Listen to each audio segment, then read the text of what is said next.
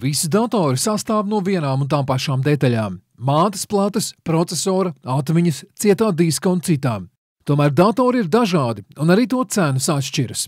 Lai noskaidrotu, kas īsti datoram vēderā, Nākotnes parks viesojas pie Daiņa, kurš šo skaidļotāju iekšas zina no galvas. Kas lācītim vēderā? Nākotnes parks.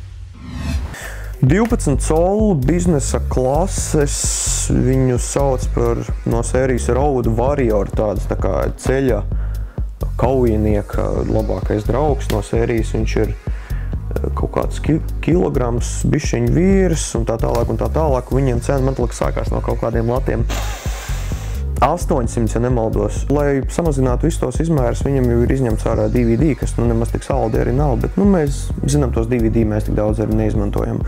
Un kā lai pasaka, viņš ir viss tas pats, kas ir tas 15-colīgais dators, jā. Viņš ir tikai 2 reiz vieglāks principā un mazāks. Bet, pieņemsim autobusā, ja es nezinu, tu sēdi mašīnā. Tad, kad tev ir tas 15-nieks, tad tu viņu tā atver un viņš tā tunkš, tas vāks kaut kur tā atdurās ar priekšējo krēslu, jeb kaut kur vēl, un tad viņš kaut kur stūris, tev blakus sēž cilvēks, un tev tas stūris tā bakstās iekšā cilvēkam. Viņš ir liels, to te tu tā paņem, tu var iekārtoties kaut kur šaukt, kaut kādā, es nezinu, sēdi kaut kādā seminārā. Izvelc viņu tādu maziņu ārā, tev tur nav tur, kad velc ārā, tad tāds, un tad iešauj vienam ar elkonu pa galvu, paņemam to pašu 15-nieku.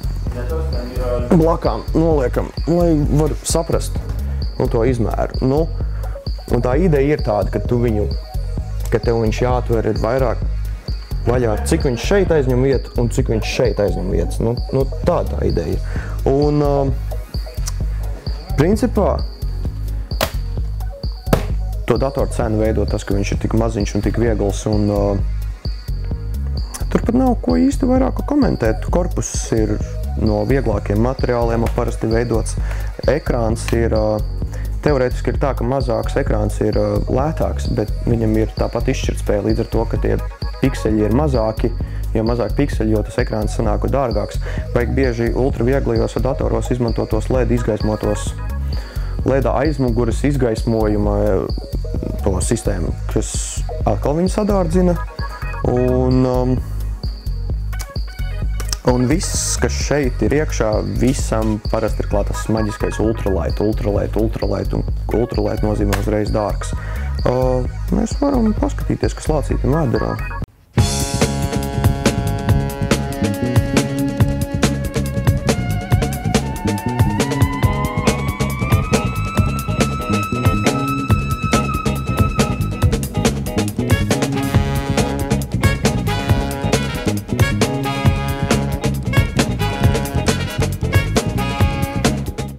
Visa tā plate, viņa tāda, kā lai jau pastāst, tur ir viss kaut kas vairāk sasprausts uz viņas virsū. Bezvatīkla karta un atmiņa, piemēram, izskatās tāpat. Tas pats slavenais modems arī izskatās tāpat, bet reku šeit var apskatīties, kāds izskatās procesora dzēsēšanas ventilators. Viņš ir, 3-4 reizes mazāks. Un viss tāpat, tas pats heatpipes ir daudz mazāks, un visa tāda dzēsēšanas sistēma principā ir daudz kompaktāk. Un fakts ir vienkārši tāds, ka tā tīri no ražošanas viedokļa šī tāda pamatplāta maksā daudz dārgāk, tāpēc, ka tur tās daļas visas ir sastumtas daudz ciešāk kopā. Tā tad mums ir kamera, respektīvi.